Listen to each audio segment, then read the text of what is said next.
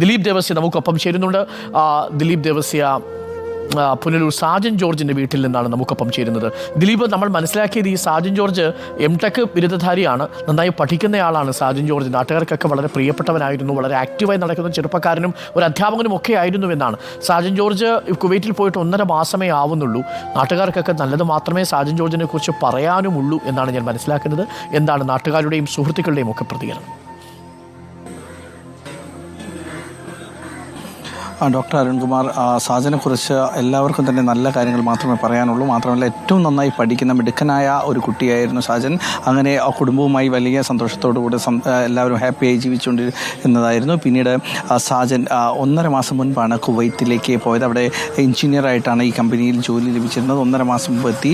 ഈ മാസം 5-ാം തീയതി തന്നെ പിതാവ് ജോർജിന് ശമ്പളം അയച്ചു കൊടുക്കുകയും ചെയ്തിരുന്നു. ആ സഹോദരി കഴിഞ്ഞ മാസമാണ് ഓസ്ട്രേലിയയിലേക്ക് മടങ്ങിപ്പോയത്. അങ്ങനെ ഈ 4 പേരടങ്ങുന്ന വലിയ സന്തോഷത്തിലുള്ള ഒരു കുടുംബമായിരുന്നു. ഇന്നലെ അപകടം നടന്ന ആ സമയത്ത് ഒരല്പം കഴിഞ്ഞപ്പോൾ തന്നെ പിതാവിന് ആ നാട്ടുകാരിൽ അവിടുത്തെ സുഹൃത്തുക്കളിൽ ഒരാൾ പിതാവിന് വിവരം അറിയിക്കുകയും ചെയ്തു. പക്ഷേ മാതാവിനെ ഈ കാര്യം അറിയിച്ചിരുന്നില്ല. മാതാവ് ഇന്നാണ് ഈ വിവരം അറിഞ്ഞത്. അതോടുകൂടി തന്നെ മാതാവ് ഇപ്പോൾ തളർന്ന് കിടക്കുകയാണ്. ഈ നാട്ടിൽ ചേട്ടാ, ഈ സാജനെ അറിയുന്നത് സാജൻ്റെ കൊച്ചപ്പന, അവൻ്റെ ഉപ്പാപ്പനാണ്. ആണോ? അവിടുന്ന് ആരെങ്കിലും വിളിക്കുക എന്തെങ്കിലും ചെയ്തു? അവിടുന്ന് ആരും ഇതുവരെ ഒന്നും അറിയിപ്പ് കിട്ടിയിട്ടില്ല. പക്ഷെ മരണം സ്ഥിരീകരിച്ചിട്ടുണ്ട്. നമ്മുടെ അവിടെ ഉള്ളവരെല്ലാം അന്വേഷിച്ചപ്പോൾ എല്ലാം ആളിന് മിസ്സായിട്ടുണ്ട്. ഇത്തരത്തിൽ തന്നെ എല്ലാവർക്കും സാജൻ്റെ അപ്പച്ചൻ്റെ അനിയനാണ്.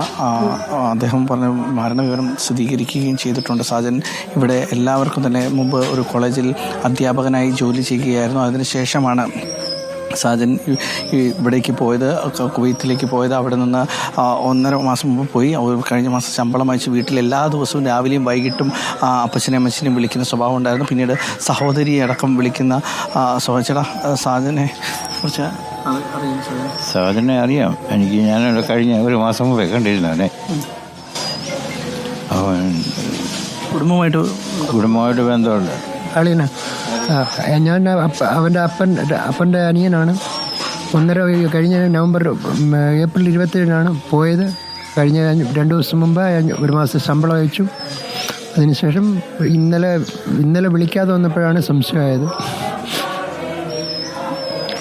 അരുൺകുമാർ, ബന്ധുക്കളെല്ലാവരും തന്നെ ഇപ്പോൾ ഈ വീട്ടിലേക്ക് എത്തിക്കൊണ്ടിരിക്കുകയാണ്. നാട്ടുകാരെല്ലാവരും തന്നെ ഉണ്ട്. മാത്രമല്ല, എല്ലാ ബന്ധുക്കളും വിവരം അറിഞ്ഞ ഉടൻ തന്നെ എല്ലാ ബന്ധുക്കളും എത്തിയിട്ടുണ്ടാകും. രാവിലെ പറഞ്ഞത് അമ്മച്ചിയെ അറിയിച്ചിട്ടില്ല, അതുകൊണ്ട് ആരും ഫോണിലേക്ക് വിളിക്കരുത്, TV വെക്കരുതെന്നുള്ള നിർദ്ദേശങ്ങളൊക്കെ ഈ അമ്മച്ചിക്ക് നൽകിയായിരുന്നു. അതിനുശേഷം ഇപ്പോൾ അമ്മ ഇന്ന് രാവിലെയാണ് വിവരം പറഞ്ഞത്. അതോടുകൂടി തന്നെ അമ്മ കരഞ്ഞു. ഇപ്പോൾ ബന്ധുക്കളെല്ലാവരും തന്നെ എത്തി, വൈദികരെത്തിയിട്ടുണ്ട്. പ്രാർത്ഥന ഈ വീട്ടിൽ നടക്കുകയാണ്. 1.5 മാസം മുമ്പ് പോയതാണ്. അതിന് മുമ്പ് ഇവിടെ ഒരു കോളേജിൽ അധ്യാപകനായി ജോലി, ഈ നാട്ടിലെ എല്ലാ പൊതുപ്രവർത്തനങ്ങളിലെല്ലാം തന്നെ വലിയ സജീവ പ്രവർത്തകനായിരുന്നു സാജൻ. ഈ തിരഞ്ഞെടുപ്പിന് വേണ്ടിയിട്ടുള്ള എല്ലാ കാര്യങ്ങളിലും, അതുപോലെ തന്നെ കോളേജിൽ പഠിപ്പിക്കുമ്പോഴാണെങ്കിലും ശരി, അങ്ങനെയെല്ലാം വലിയ ആളുകളുമായി വലിയ അടുപ്പം തോന്നും. പള്ളിയിലേറ്റവും ആളുകളുമായിട്ട് എടുക്കുന്നു. പള്ളിയിലെ ശുശ്രൂഷയ്ക്ക് മറ്റു കാര്യങ്ങളിലെല്ലാം സഹായിക്കുന്ന ഒരാളായി ഇരുന്നു സാജൻ്റെ വിയോഗം ഇവിടെ ആർക്കും തന്നെ വിശ്വസിക്കാൻ കഴിയുന്നില്ല. നേരത്തെ പറഞ്ഞതുപോലെ തന്നെ ഈ ഒരു പ്രതീക്ഷയോട് കൂടെ തന്നെ ഇവിടെ നിന്ന് പോയത്. ആദ്യം സാജനായിരുന്നു പോയത്, പിന്നീടാണ് സഹോദരി പോയത്. അപ്പോൾ സഹോദരി ഓസ്ട്രേലിയയിലാണ്. സഹോദരി